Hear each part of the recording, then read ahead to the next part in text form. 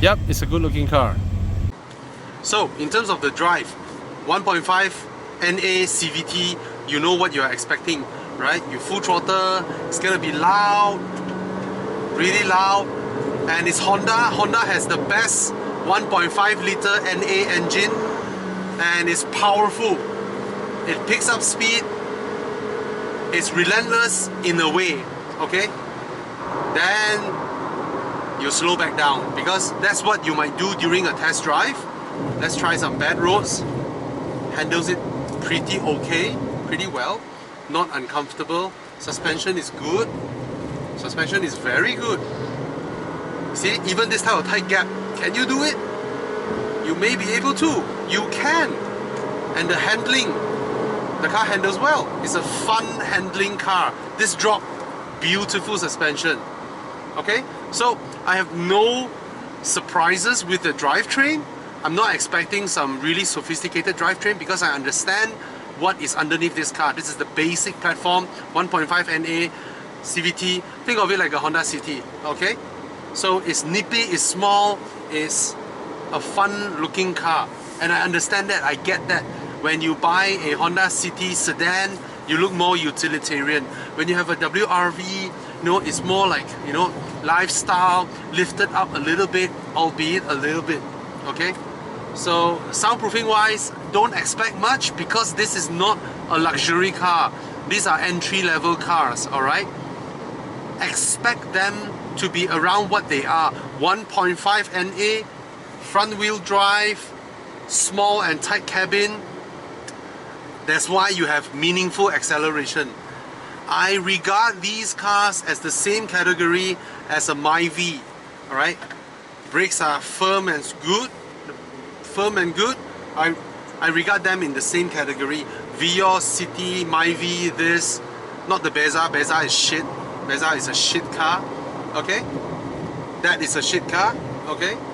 But I know it's cheap and it's spacious, so no choice, right? But Beza, probably you can do something with their suspension. Okay, I take back the shit word because it's cheap and it's big, but a used Camry is cheaper and bigger also, and it's a Toyota and it's reliable, okay?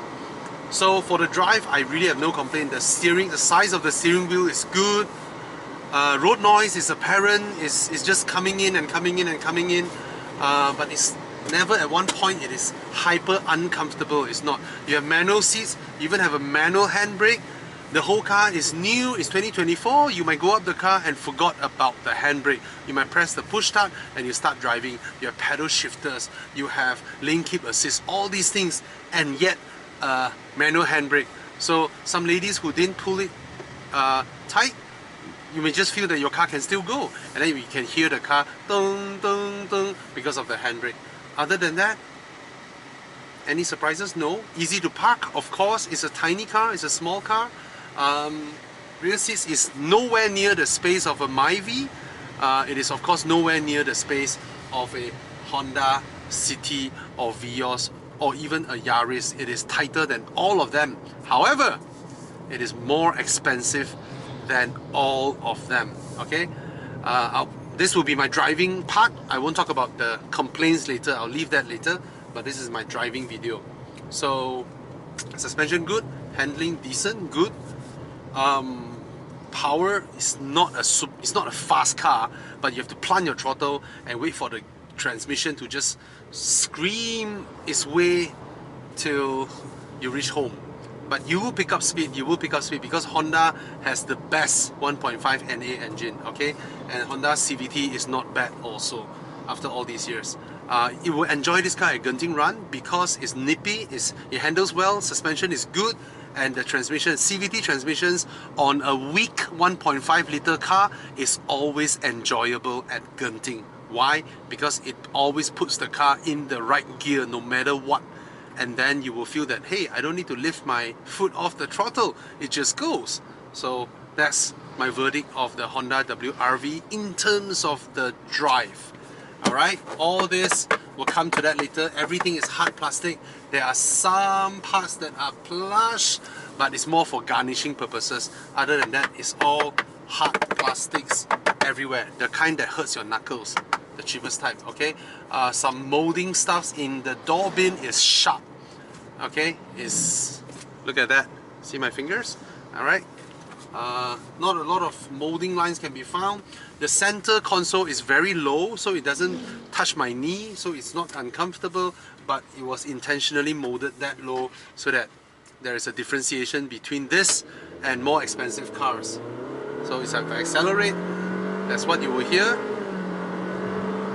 But it pulls, continuous pulling, right? It's not a slow car. Brakes are fantastic. The brake feel is fantastic. Okay, so yeah, that's the driving part. Now comes, is it worth it? Ha ha ha ha.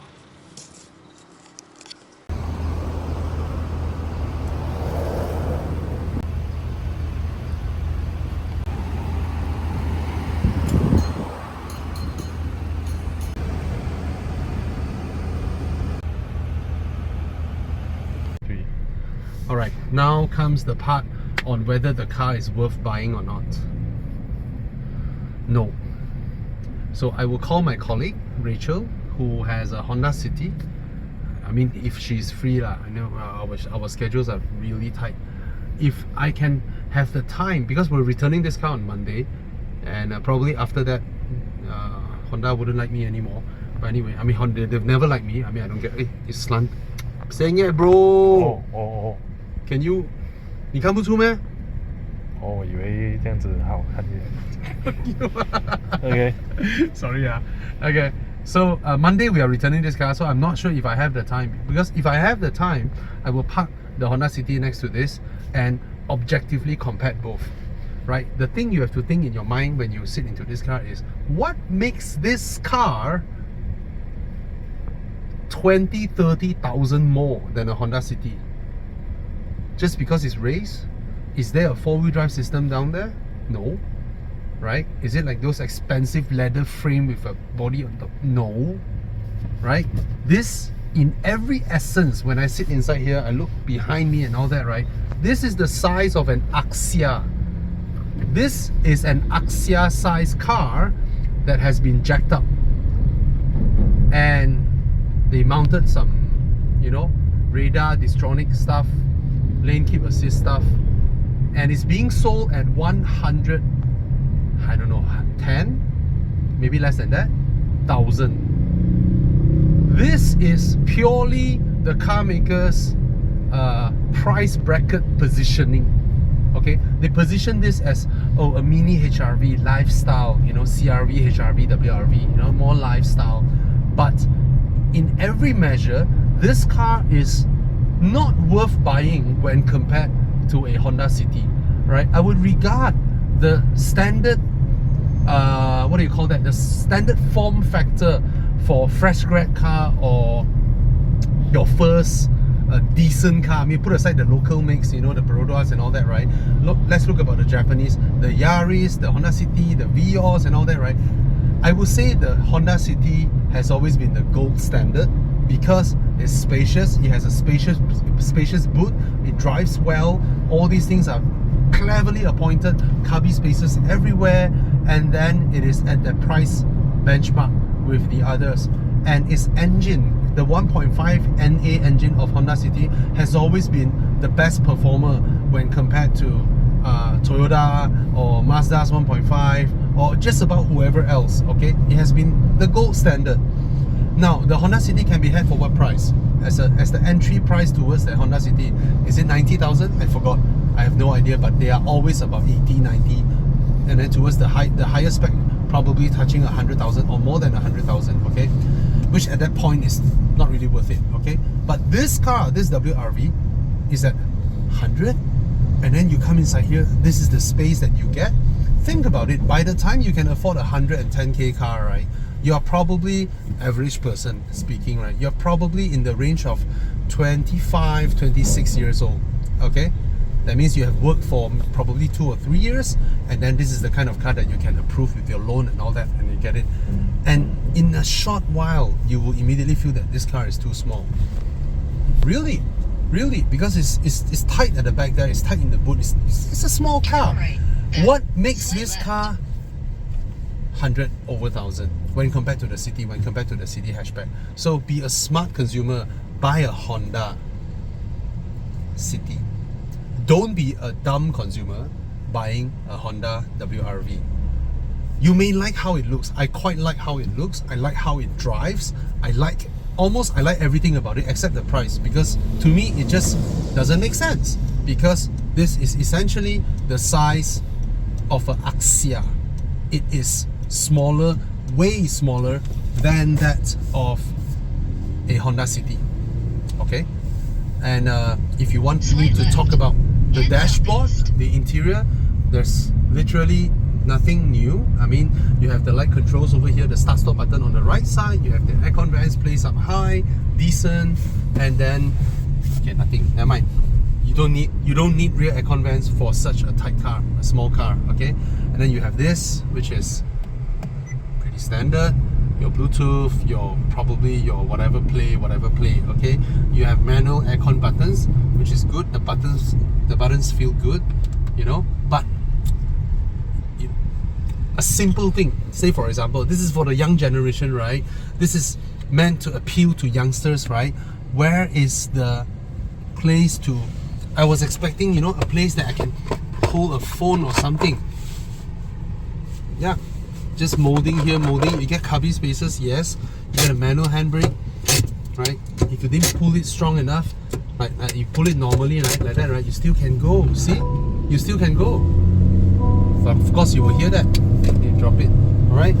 This one, really tiny, really tiny. All right. The mechanism is firm. It's nice. That's about it. Airbags, all that. These are pretty good quality visors. These are good quality visors. What else? Nothing. Speed bump. Very good suspension. Okay. And the steering wheel looks sporty. You get red stitches over here. Leather. Yeah, I mean, if this car is priced at on par, right, or around there with the Honda City, meaning that Honda has two cars competing in that price point, it will be wonderful. It will be an attractive alternative. All right, in no way this car will cost more to build than the Honda City. All right, so that's my verdict on the WRV. Remember, be a smart consumer, buy a Honda City. Hatchback or sedan, up to you. This one, I don't think is worth it. I know it's not Honda Malaysia's fault. It's how Honda Japan determines price bracket. If you understand how they design products for consumers, you will see that they are merely looking at this society's income level. Every bracket has one demographic, and then they slot their products in to that bracket, regardless of manufacturing cost. It has nothing to do with manufacturing costs. It has everything to do with marketing, pricing, positioning. Alright? HRV is worth it. CRV, I mean, it has reached that price point, but it's a lot of car for that money. Okay? City, good. City hatchback, good. This one, not so. Or probably it's because of Malaysia and they cannot price it lower. Then it's entirely not Honda's fault. That can be a case as well. So as you guys know, I have always since day one tell people, don't buy the Perodor Ativa, buy the Myvi, because it makes no sense. That car is 30,000 more than a Myvi when it's just the same thing. Okay? Bye-bye. In 400 Cheers. meters, turn left. So as I was saying, that's why I felt that, you know, this car should be cheaper, but there are a lot of stuffs that we wouldn't know. See, this is the bare metal over here. I mean, it doesn't affect us, but it's just that that's how it is, that's what it is. Okay, so no matter how I look at it, this car is the competition of this car sitting inside here, looking around, touching around, I would say is the Myvi. Yeah, that is the direct competitor, but the Myvi is 40 something thousand. This is 100 over. Okay, and yep, there may be stuffs that I do not know, that maybe they're not allowed to sell that cheap, you know, to prevent competition with local makes. That is a real possibility. Okay, see, this one is not even adjustable, it's just mounted here. So this car is meant to be affordable. It was designed to be affordable. There are many things that I see here that are cleverly designed to be affordable, yet still relatively modern. I mean, if you look at this and you don't look at Chinese cars, okay, Chinese cars would beat the crap out of all this when it comes to interior appointment and all that. But of course, Malaysians love our Japanese cars, and Honda and Toyota has been known for their reliability, especially Toyota. Toyota for me is a few marks above. Yep. So, yep, that's the interior and exterior. I'm sure you guys have seen this car aplenty. It's a good looking car. It's a good looking car outside. Inside is not offensive, but I can see the differences of this car between this the cost cutting measure that they put in versus a standard normal car. Say for example, you compare to a previous generation Honda Jazz.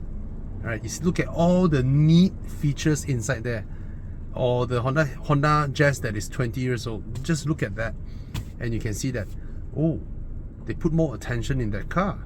They spend more money in that car. The seats fold, it does that. The old Honda City, there's an umbrella holder down here, a high heels holder down here. You know, some of them had the Honda seats that can fold up to move their bicycles in and all that.